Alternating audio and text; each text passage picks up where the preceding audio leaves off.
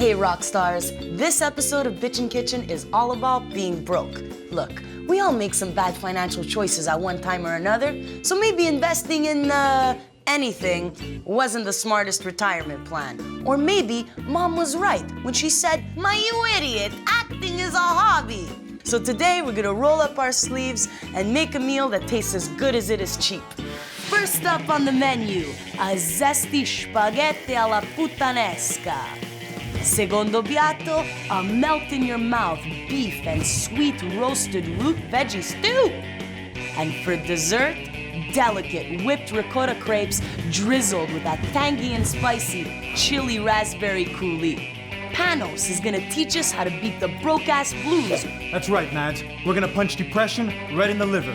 Bang! The spice agent is gonna give us the goods on de-germing garlic. Nadia, the germ is the root of all evils. Hans is gonna talk about root vegetables. Root vegetables? And then we're gonna top it all off with an interpretive dance about poverty and social injustice. Yeah, okay. I'm Nadia G, and this is Bitchin' Kitchen.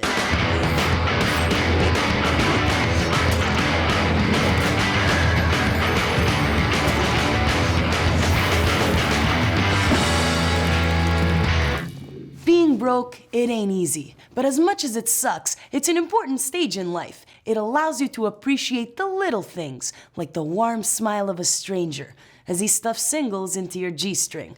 It sets you free from consumerism and showering. And at the end of the day, you may owe 10 G's in credit, but you finally have enough points to get that spatula you always dreamed of. Let's get cooking. We're gonna make one of my all-time favorite pasta dishes, spaghetti alla puttanesca, which translates to spaghetti the way a hoe would make it. Let me explain. See, back in the 1950s, Italy was rife with legal brothels. As you can imagine, it was also rife with angry wives, huh? So in order to prevent public squabbles between mistress and missus, the government imposed a once-a-week shopping law for the ladies of the night. Since these poor hustlers were only allowed to go to the market once a week, whatever they bought had to last. So they bought preserves, anchovies, capers, olives, tomato paste, and zacata. Spaghetti alla puttanesca was conceived. Along with a third of the population of Italy at that time, but you didn't hear it from me. First, we're gonna boil some water for our spaghetti. Now, whenever you're seasoning pasta water, you wanna make sure you add enough salt. Otherwise, your pasta's gonna be chapide, aka bland. See, what most people tend to do is under-season the pasta and then overcompensate by adding tons of sauce. But in Italy, sauce is referred to as condimento, which means condiment, which doesn't mean soup. So it's important that the pasta itself is rewarding and the sauce is just the cherry tomato on top. Capisce? We'll throw in our spaghetti. Now, let's pit some Kalamata olives. The easiest way to do this is with an olive pitter. But honestly, who owns a freaking olive pitter? Oh yeah, my olive pitter. Let me get that. Must be in the same drawer as my bagel slicer and sunny disposition. So, grab a sharp paring knife and slice as much meat as you can off the olive. Next, we're gonna prepare our anchovies. Grab about 6 fillets and then roughly mash them up with a fork. Even if you're not the biggest fan of anchovies, give them another shot in this dish. Because we're using such huge flavors, olives, capers, garlic, they're just gonna blend in and add a provocative undertone without being overly fishy. While I keep mashing, here's Panos to tell us more about anchovies. Take it away, bro. Thanks, Nads. Anchovies are the best, bro. This oily, saltwater fish is not only cheap, but like all oily fish, is packed with omega-3 fatty acids. Good for the brain, good for depression. Because I know what it is to be down low, bro. When I came here from Greece, I had big dreams, bro. I wanted to dance, hoppa, to frolic. But then I realized, no one wants to pay me to dance. I once got paid to frolic, but those days are better left in the past. That's why, when your dreams get crushed, you gotta fight back, bro. Bro, you gotta eat your anchovies. Punch depression right in the liver, tack, in the spleen, tack. Stay down.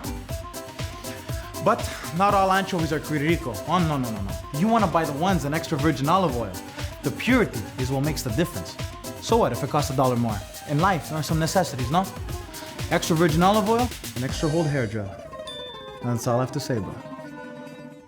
Good point. After a quick break, we're gonna plate this zesty spaghetti alla Puttanesca, and the spice agent is gonna reveal how garlic is the root of all evil. See you on the flip side. Welcome back to Recession Recipes, where we're cooking up a tangy spaghetti alla Puttanesca. Man, pasta's the perfect frugal food. It's filling, delicious, and gives you that extra energy you need to pretend to look for work on Craigslist, huh? Let's face it. This pasta is about 1 minute away from being al dente, which means it's perfect. See, the traditional way of cooking pasta is to undercook it slightly and then finish cooking it in the sauce. This way it absorbs all the flavor.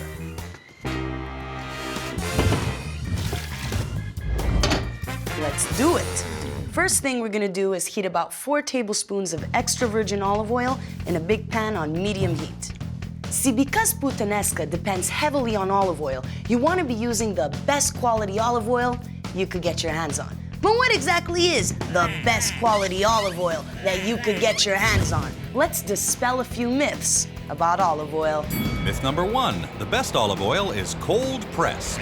Cold pressed. Believe it or not, this term means absolutely nothing because there's no international standard for cold. What's cold in Tuscany isn't what's cold in Alaska. And if you speak to any of my exes, they'll give you a whole other definition of cold. Myth number 2, the best olive oil comes from the first pressing of the olives. With modern machinery, there is no second pressing of the olives. After the olives have been pressed once and once alone, the goop that's left over is called pumice. And the only way to extract oil from pumice is to add chemical solvents. So to make a long story short, virgin, extra virgin, these are the oils that are extracted from the one and only pressing of the olives. Anything that's not labeled as virgin or extra virgin has been treated with chemicals and therefore a lesser olive oil. Disgraziata. Let's get back to our sauce, yamana.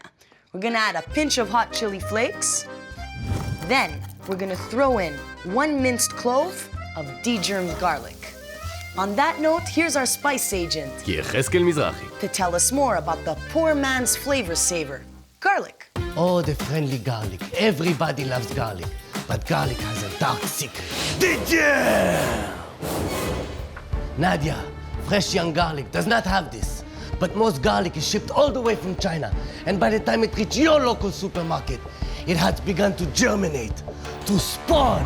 And the spawn is the root of all evils. Indigestion, stinky burpee, and Andy Dick's rise to fame. Yeah, maniac. But you can prevent this. Whenever you use garlic, cut them in half. And if you see garlic spawn, abort it right away.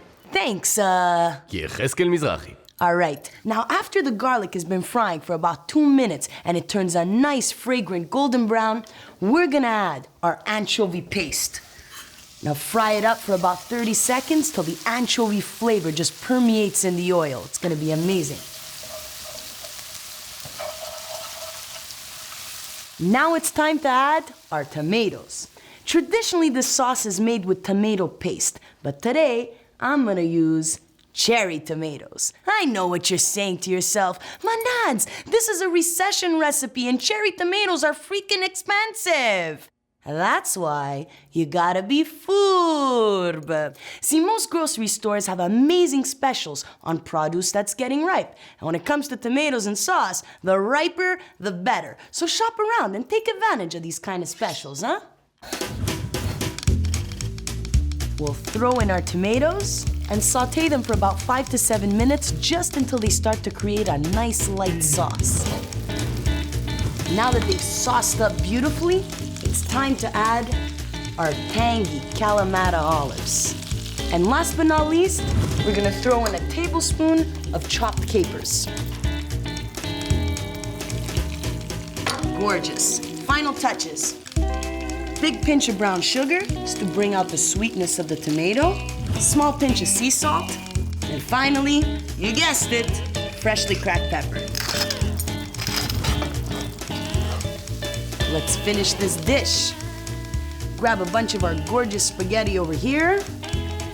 And then turn the heat down to medium-low, and then use a pair of tongs to mix it up. This way every noodle gets coated in our gorgeous tangy sauce. You want to do this for about 3 to 5 minutes. Let's eat!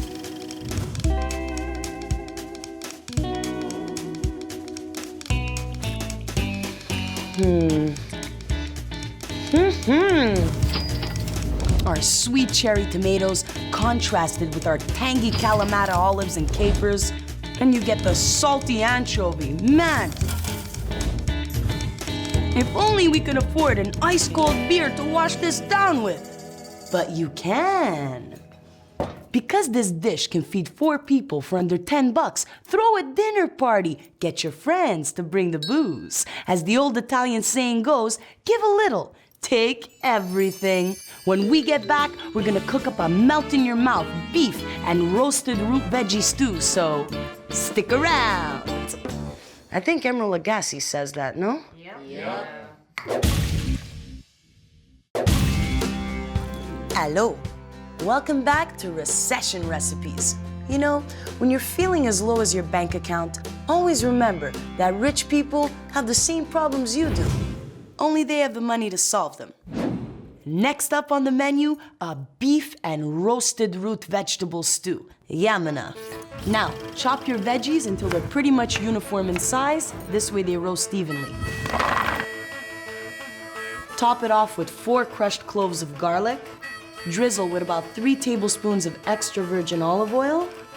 Big pinch of salt. Freshly cracked pepper.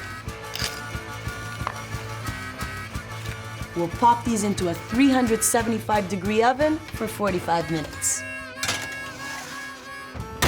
While these roast, here's Hans to tell us more about root vegetables. Hans?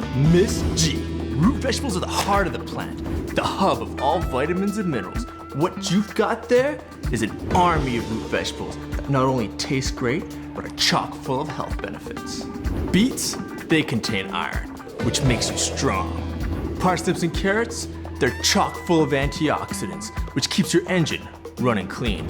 Onions, they pump up your immune system, because the stress of being broke, Miss G, can bring you down. Bring you down real low.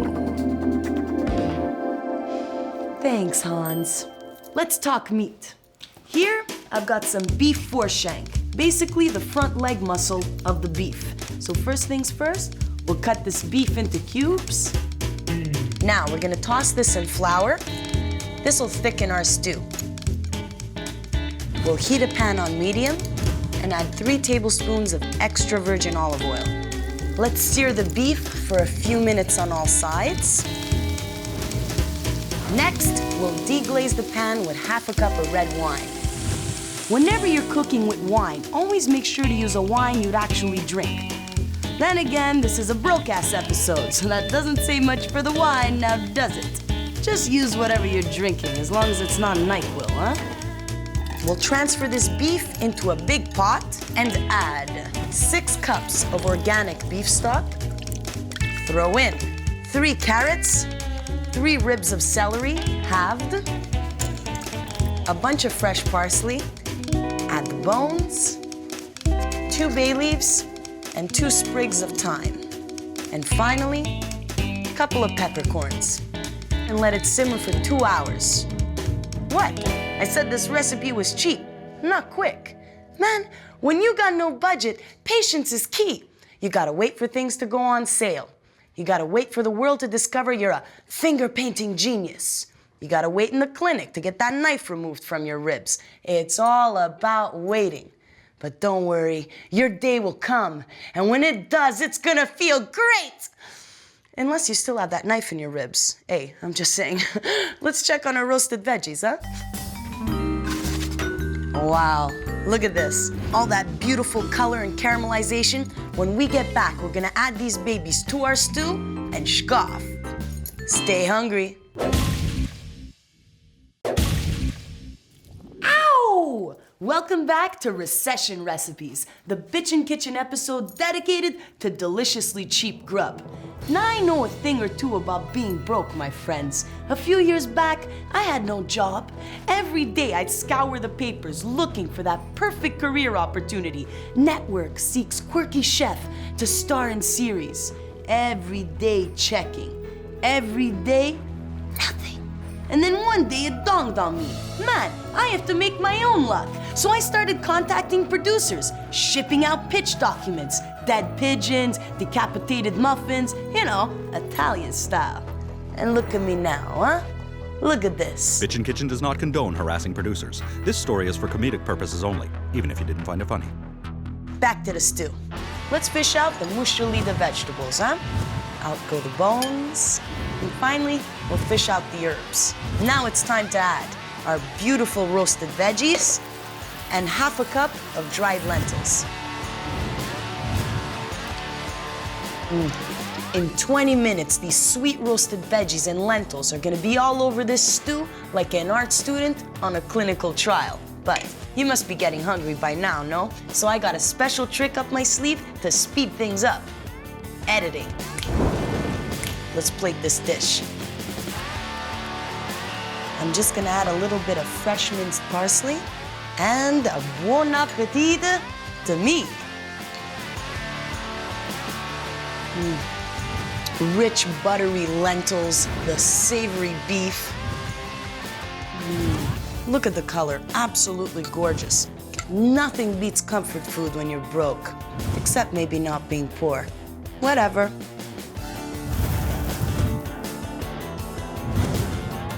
Dessert time. When you're strapped for cash, you need a little sweetness to pick you up. That's why we're gonna be whipping up some creamy ricotta crepes topped with dark chocolate shavings and drizzled with a spicy sweet raspberry coulis. Now, ricotta is an unripened cheese that swings both ways. You could use it in savory dishes, and you could also use it in desserts to replace costly mascarpone.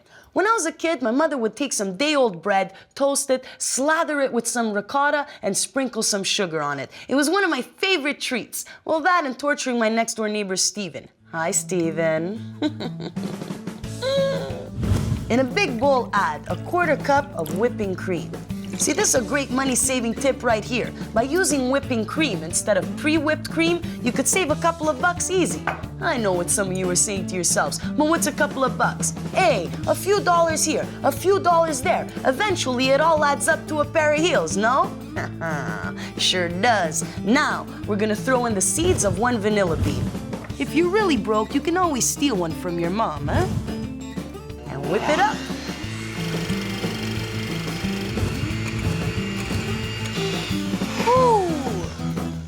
All right, now we're gonna fold in about a cup of ricotta,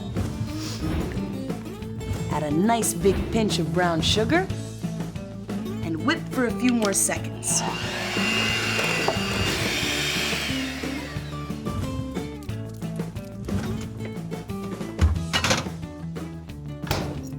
On to our crepes.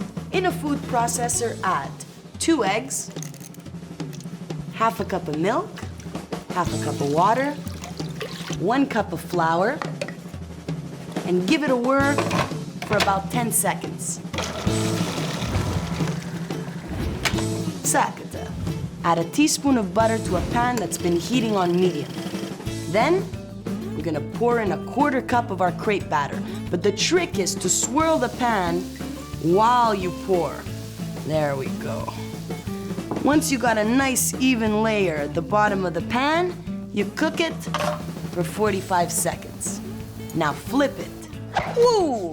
Oh, boom! The beautiful thing about crepes is that they keep well. Just stack them up, pop them in a bag, and scaff them in the freezer. Then whenever you feel like getting fancy, thaw them out and you're good to go. You can add the eggs, bacon, mushrooms, poof! The perfect breakfast crepe. Throw in some brie, green apples, salty caramel. Poof!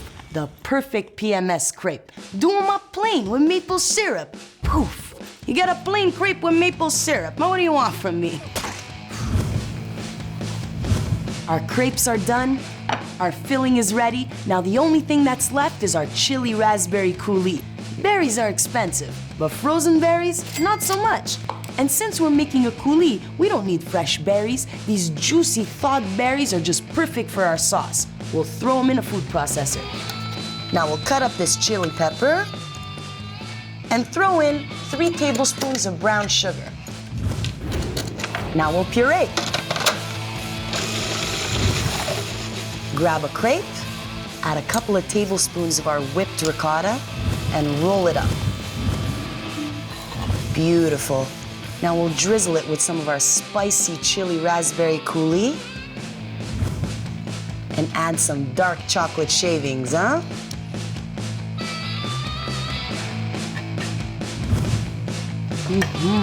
Our delicate buttery crepe stuffed full of our vanilla-infused ricotta, and man, that tangy coulis full of raspberry spicy goodness. This dessert is a real winner and super cheap to boot. Woo!